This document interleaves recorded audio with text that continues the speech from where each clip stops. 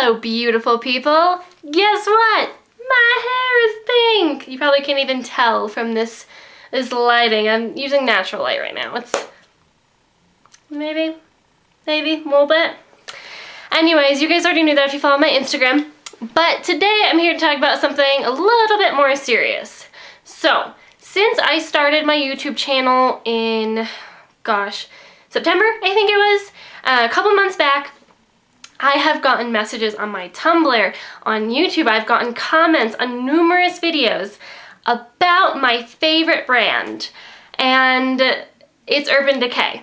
And this video has kind of been in the back of my mind for a while, just a cruelty-free video in general, and I've just been putting it off and putting it off. I'm like, no, I don't really need to address this, but we apparently need to address this. So I've gotten multiple messages either about the fact that Urban Decay is not cruelty-free because they're owned by someone else, or the fact that they're selling in China. Now, beautiful people, my little loves, I'm gonna let a cat out of the bag.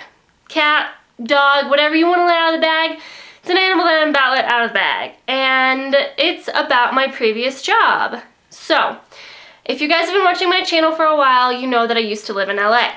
I never said what I did in LA, I never told you what my job was in LA, but I'm gonna tell you now. When I lived in LA, I worked for PETA. People for the Ethical Treatment of Animals.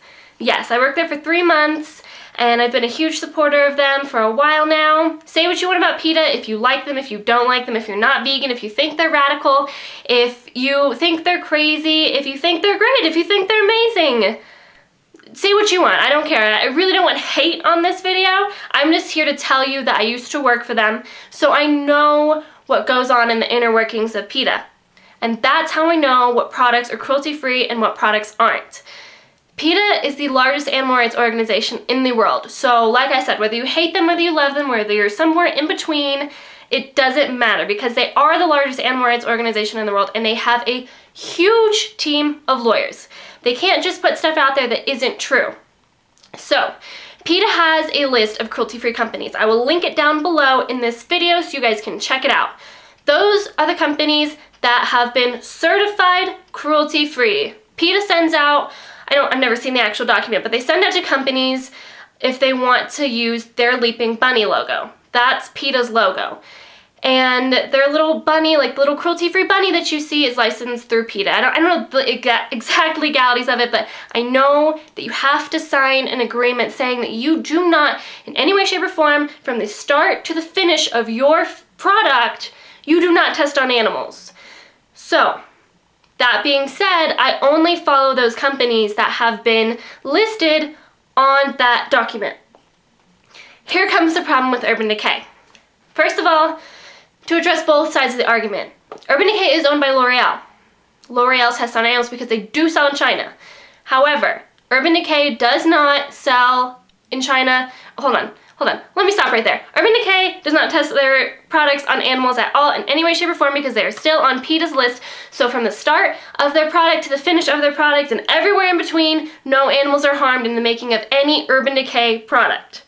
So, then comes the issue with China. It was back in the summer of 2012 that there was a big controversy over Urban Decay was going to sell in China. And all of that happened, and it was a crazy time. And yes, there was someone who sent me a link. Thank you for sending it to me. I did want to check it out. I do read your comments and your posts and everything. Don't think I'm yelling at you. I'm just trying to let you guys know. I read the link. I read the article. I read everything. It was from June of 2012. So we are now in January of 2014. What happened that summer was really crazy. A coworker of mine from PETA actually was on Warped Tour that year. If you guys don't know what Warped Tour is, don't even worry about it, but PETA teams up with Warped Tour every year, PETA 2 does, and they had to take their little cruelty-free pamphlets and they had to cross it off because Urban Decay was in the process of selling in China. However, after a huge outpour of emails, video posts, I don't actually know if there's video posts. I'm sure if you Google it, you'll find someone angry saying, don't sell to China, Urban Decay, emails, posts, letters, all sent to Urban Decay. Millions of people sent their concern to Urban Decay saying that they would not support them anymore if they decided to sell in China. And this was all pretty much through PETA. They get done. So hate them all you want, but a lot of the animal rights victories are because of them, because they are very radical. Anyways, I'm not going to voice my opinions about PETA. I'm just telling you, I worked for them. This is what happened. And yeah, so pretty much all of you beautiful vegans and cruelty-free people, you decided to send an email and say, hey, I'm not going to support you anymore if you decide to sell in China. After that happened, they pulled their contract. They said, we will not sell in China because we care so much about our cruelty-free stance that until China makes regulations against animal testing, then we will no longer sell there. And this has happened to a couple of different companies. Unfortunately, companies like Estee Lauder, Avon, Mary Kay all decided to sell in China. So they are on the cruelty list, or they're not on the cruelty-free list. So yes, I hope this has been helpful. I just wanted to let you guys know. I never wanted to voice my, my stance with PETA. I didn't want to bring the fact that I worked for them ever into why I do this today, but I have worked for them, and it was a great experience. And like I said, say what you want about them, but they do get stuff done. And I know that all of this happens because I've talked to the lawyers at PETA before, because I've had questions about certain products, and still to this day, if I wanted to, I could probably email them and be like, hey, I have a question about such and such product. It's kind of on the iffy list. And so really quick, like I said, I'll post the list down below. If you have a product that is is cruelty-free, like in your heart of hearts you believe that it is not tested on animals, if a company decides to not sign on saying that, for whatever reason they decide to not sign PETA's agreement, then they can't use the bunny logo.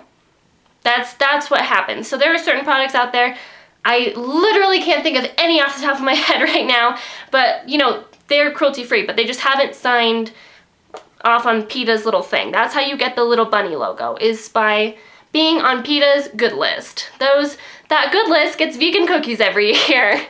But I hope this was helpful. Like I said, I did not want to do this to yell at you guys in any way. I just wanted to share my knowledge with you. That way you can make more informed decisions about buying cruelty-free. And yes, I love you so much, and I will have a tutorial up soon, I promise. And in the meantime, you can definitely follow me on Instagram, Sarah Ann Style, and I post lots of my makeup of the day looks there, so if you want a little bit more of my face, then you can go there. And have a great day, guys, and I hope you're enjoying January, and that's all. You guys are the best.